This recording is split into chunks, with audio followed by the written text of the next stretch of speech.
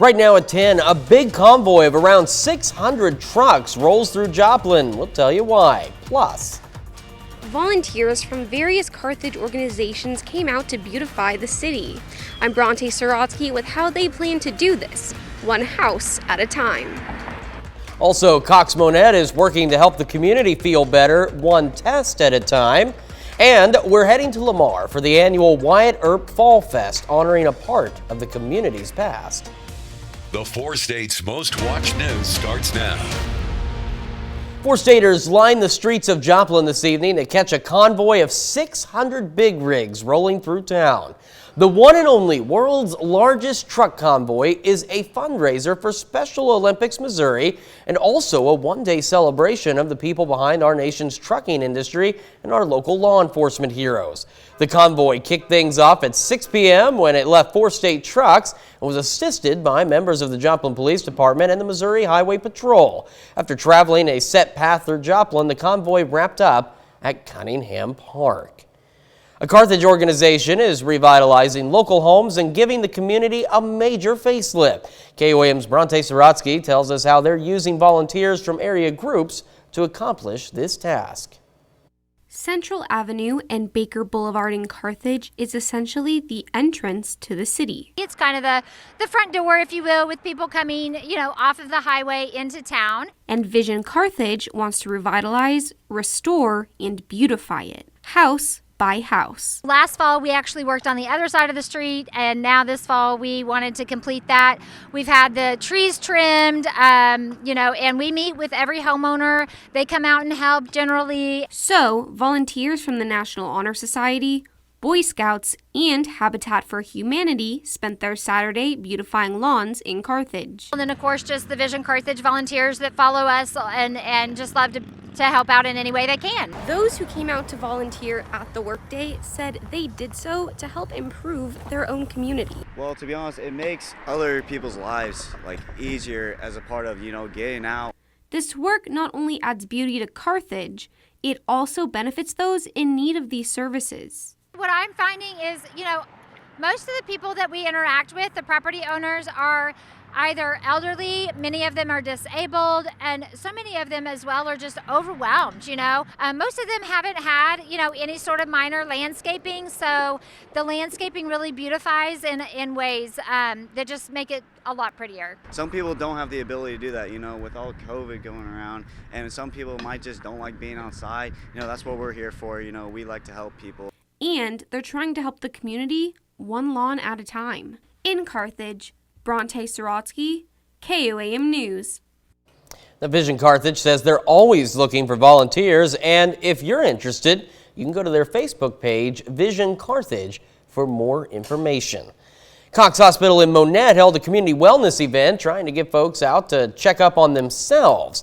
Now, for the past 9 years, the hospital has been holding these wellness events for the community, although COVID has changed how they look recently. Officials say they had more than 50 people lined up at the door before the clinic opened for the event at 7 this morning. The clinic offered blood screenings as well as COVID-19 vaccines with the goal of getting people to get a checkup they may have otherwise been putting off. So we just needed people to understand that even though COVID is going on and things might seem overwhelming because of that all the other things in life are still going on also. And so we want them to know their numbers, be proactive in their health care, and to get out there and do their preventative treatments. Hobson adds they've managed to catch a number of illnesses and warn patients of potential health dangers through these screenings. The Wyatt Earp Fall Fest returned to Lamar. The event is put on by the Barton County Chamber of Commerce and celebrates the famous lawman who got his start in Lamar. People celebrated with live music, a beer garden, and food vendors. The event intends to share the story of Wyatt Earp around the country. This is a great event that we do. It's a free community event that people can come on down and just really enjoy the great quality of life that we have in Barton County and Lamar, and also where we get to celebrate Wyatt Earp as our legendary lawman and his beginnings here in the start in Lamar. This year's Wyatt Earp Fall Fest took place on the grounds of the future Wyatt Earp Park. The park will be an amphitheater for music events and will include statues and murals of Earp himself.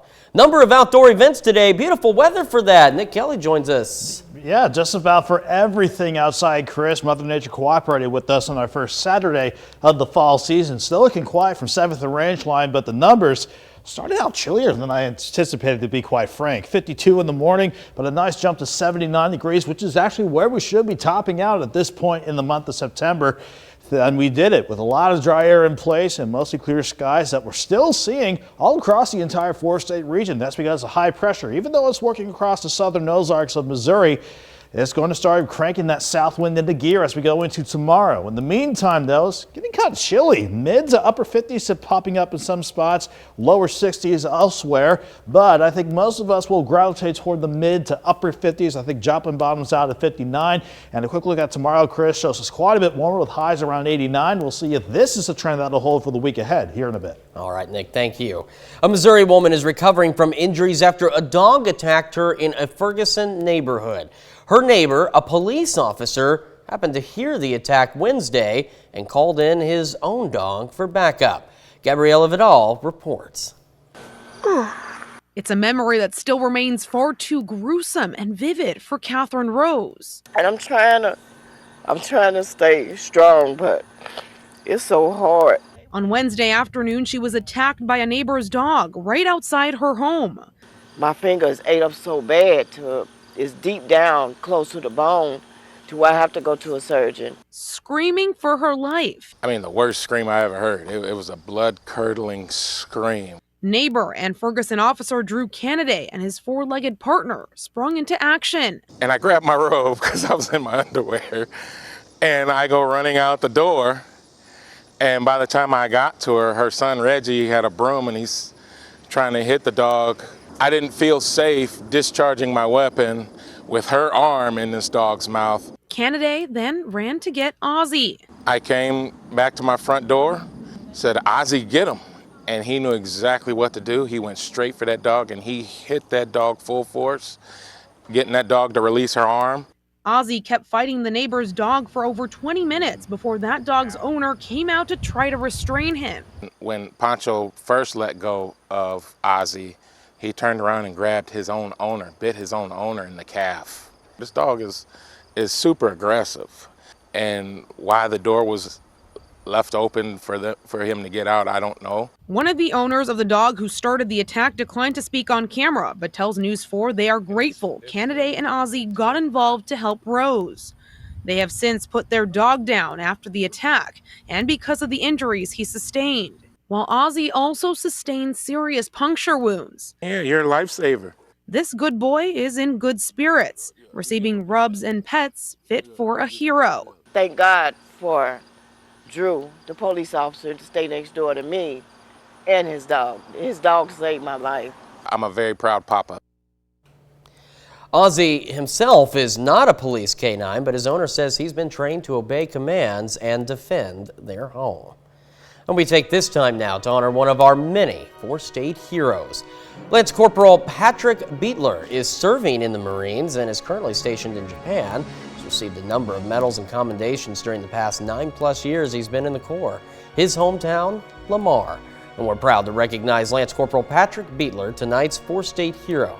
Remember, to learn more about other heroes, or if you've got one of your own you'd like to nominate at any time, all you need to do is head over to our website. And again, that's KOAMNewsNow.com.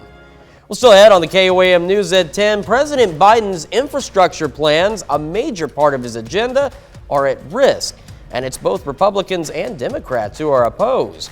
And candlelight vigils held in New York for Gabby Petito as the search for her fiance, Brian Laundrie, continues. Major pieces of President Biden's domestic agenda are at risk. But this time, the threat isn't only from Republicans opposed to his plan, but also his own Democratic Party. Christina Ruffini is at the White House with the details. We have to get both bills. You can't have one without the other. Progressive House Democrats say they won't support the president's $1.2 trillion bipartisan infrastructure bill without a separate, much larger spending plan full of Democratic priorities. I see us in a position where failure is not an option. It is not an option. But it's still unclear which of those priorities will make the cut. The House Budget Committee met in a rare Saturday session today trying to hammer out the details. Our nation, our economy, and our constituents cannot afford to wait any longer for these investments. The time is now to build back better. This bill is a disaster for working class families. Some moderate Democrats oppose the massive price tag, as do Republicans, who say it shouldn't be tied to the infrastructure bill. That's very distinct and different from this $3.5 trillion bill that the president's talking about that has not been written yet. Republicans also oppose a measure that would fund the government and raise the debt ceiling, saying those are two separate issues, and government funding shouldn't be tied to raising Uncle Sam's credit limit. Christina Ruffini, CBS News, the White House. Vigils are taking place ahead of Gabby Petito's funeral tomorrow on Long Island. Authorities are still searching for her fiance, Brian Laundrie, after the FBI issued an arrest warrant for him. Michael George reports from New York. Mourners in Northport, Florida are paying their respects on the eve of Gabby Petito's funeral. Just miles away, the manhunt for her fiancé, Brian Laundrie, continues near his home at a massive wildlife reserve. Petito's body was found nearly a week ago in a Wyoming national park. The coroner ruled her death a homicide, but authorities haven't said how she died. Gabby went missing while on a cross-country road trip with Laundrie. Hi, we've just been fighting this morning. Some personal issues. She appeared to be in distress during a Utah traffic stop last month that followed this 911 call. We drove by and the gentleman was slapping the girl. He was slapping her? Yes, and then we stopped. They ran up and down the sidewalk. He proceeded to hit her, hopped in the car, and they drove off. CBS's 48 Hours spoke to Petito's close friend. For the most part, like any other relationship, honestly. Ups and downs, and I could see some of the toxic traits. Laundrie returned home alone in their van after Gabby's family reported her missing. He refused to talk to authorities and then disappeared. On Thursday, federal prosecutors charged Laundrie with debit card fraud, allegedly committed after Petito's disappearance. Authorities say he could be anywhere, even out of the country. Michael George, CBS News. Later on the KOAM News at 10, it takes two to tango, but how many to win? Before we answer that question, we'll break down our forecast and see how long a warming trend will be sticking around for the week ahead. That's up next. It was nice to keep quiet once again for our first Saturday of the fall season. It turned out to be a pretty good one. On top of that, after we had a quiet start to our time lapse of the indigo sky and maybe a little bit of a condensation on the lens there, we just kept this view nice and quiet. Maybe a little high cloud cover at times, but that did not stop temperatures from really warming up throughout the course of the day. As far as temperatures go, we topped out in the upper 70s to near 80 the other day, dropped back into the lower 50s for this morning, but hey, no problem whatsoever, topping out around 79 degrees this afternoon in Joplin. We did it because of not just the dry air in place at the surface, but mostly sunny skies and mostly clear skies throughout the course of this evening. And just to make doubly sure, we're not seeing anything on the radar network. This will stay quiet until we try to see some rain chances to try to sneak back in.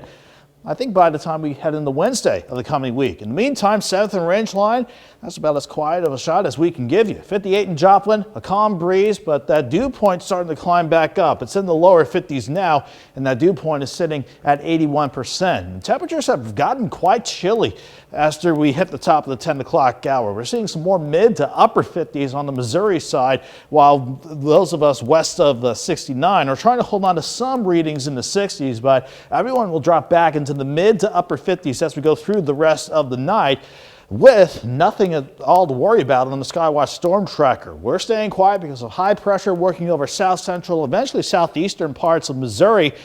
So that's going to keep us quiet for tomorrow. But as we head into tomorrow, the jet stream, while it was nice to be on the cooler side of the jet, it's starting to lift back our way. And not only is that a feature I'm watching, I'm also watching this upper low over the Baja Peninsula. That's what wants to give us our next best shot for rain by the time we hit Wednesday. In the meantime, though, we are going to keep quiet, and you can see how it's definitely chilly again. I don't think we'll be quite as chilly as this morning, but we are going to have overnight lows holding around 57 degrees first thing in the morning with that light south breeze at 5 to 10. but that south wind cranks into gear during the afternoon at 10 to 20 miles per hour with an occasional gust near 25. That'll send us to 83 by noon. Afternoon highs around 89 in Joplin, but I think everyone is still fair game to go upper 80s to near 90 to wrap up our first weekend of the fall season. So unfortunately, that has to result in a return of late summer heat, and that sticks with us for Monday and Tuesday with highs right around 90.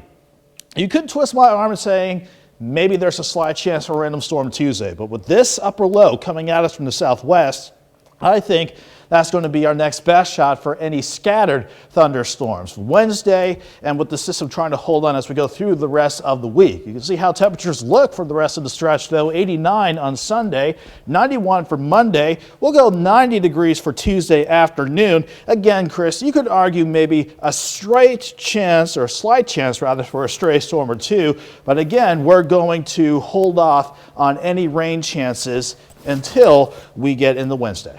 I'm looking forward to this forecast. I mean, I like a few storms here and there, and we definitely need this rain. Yeah, it seems signs of a little bit of a drought developing in some spots, so we'll take whatever rain comes our way. Absolutely. Nick, thank you so much. Well, coming up in sports, Missouri Southern is playing their homecoming day today, and they're looking for their first win at home against Hays State.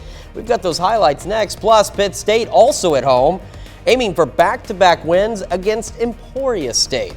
We got that and more next. Pittsburg State at home this evening for Family Day. The Gorillas are 2-1 on the early season.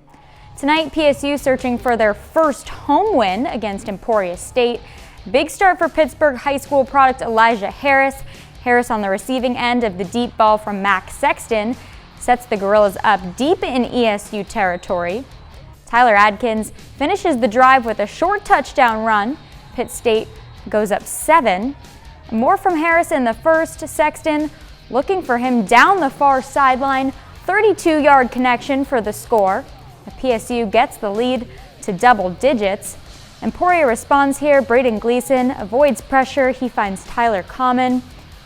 Emporia State gets the lead back to 7. And both teams add another before half. Caleb Lewis here for Pitt State gets in from 10 yards out. Gorillas lead 21-14 at half. Game goes down to the wire. Pitt State just gets by Emporia State 30-28. After a 2-0 start to the season, the Missouri Southern Lions picked up their first win on the road against Central Oklahoma last week. Today, they return home for a chance to make it back-to-back wins. Missouri Southern hosts Fort Hays State, aiming to get to 500. Hays strikes first. Chance Fuller finds Manny Ramsey on the 5-yard slant. Tigers take a 7-point lead quickly. Southern has an answer on the following possession. The hometown kid, Nathan Glades out of Joplin High School, busts loose down the far sideline, waits for blockers, and scores 62-yard touchdown, ties it up. Glades will find the end zone for a second time this game, but Fort Hays State owns the second quarter. Fuller, perfect throw to Montario Birchfield for the touchdown. And then just before half, Fuller gets another TD pass, this one to Alex Schremer. Tigers go up 35-7 at half, and Fort Hays State tops Missouri Southern 42-21. I was very proud of their effort. I was very proud of their resolve. Very proud of our coaches for going in and making adjustments to kind of slow them down in the second half. But man, that's a dang good MIAA football team. You can't spot them a half. We have to be ready from the beginning and be ready to answer earlier rather than later. At the Division I level, the Missouri Tigers looking to string together a pair of wins. On the road against Boston College, jumping right to the fourth quarter, Tyler Beatty takes it in for his second TD of the game. Missouri takes a 31-27 lead. 30 seconds left for the Eagles to make something happen, and it's Travis Levy. He gets in from 5 yards out. Lead changes in the Eagles' favor. A field goal pushes this to overtime. Then Dennis Grossell connects with Zay Flowers for the touchdown. So it's the last chance for the Tigers. Connor Bazelak launches it to the end zone. Pretty much a 50-50 ball here. Braden Sebastian comes down with it for the interception, and that will end the game. BC gets the OT win 41-34, and Mizzou walks away 2-2 on the season. Despite a bit of a bumpy ride so far, the Oklahoma Sooners remain undefeated through their first 3 games. Tonight, they open up their Big 12 conference schedule with a meeting against West Virginia. Sooners struggling once more, they find the end zone just 1 time in the entire game. The game-winning field goal as time expires gives Oklahoma the 16-13 win. Also in the Big 12, OSU hosting K-State. For the Wildcats, Malik Knowles owns the play of the game, returning a kick 99 yards for a touchdown in the first. But Oklahoma State posts 21 points in that first quarter, and that propels them to a 31-20 victory over a ranked Wildcat team. Spencer Sanders throws for 344 yards and 2 touchdowns. 99-yard run.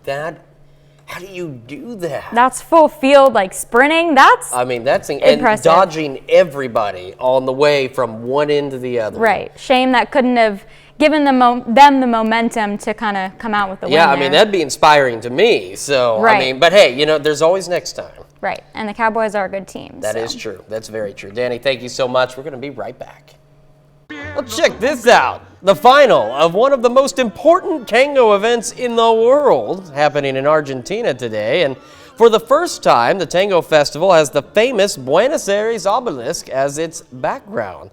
Now, dancers from all over the world take part in this event, which is a great expression of the Argentine culture. And I was asking Danny and Nick if they know how to tango.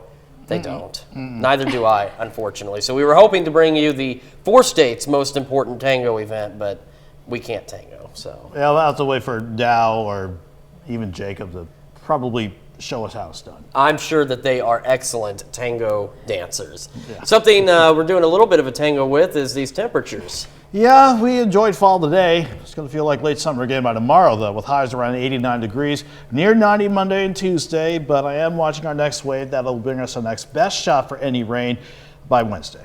Danny, a little tango action on the football fields today, too. Yes, Pittsburg State gets to 3-1 on the season, their first home win by the skin of their teeth, but they get it done. A win's a win. Hey, we'll take it. Danny, Nick, thank you guys so much. That is our time for now. We'll see you back here tomorrow night. Thanks for making us part of your night.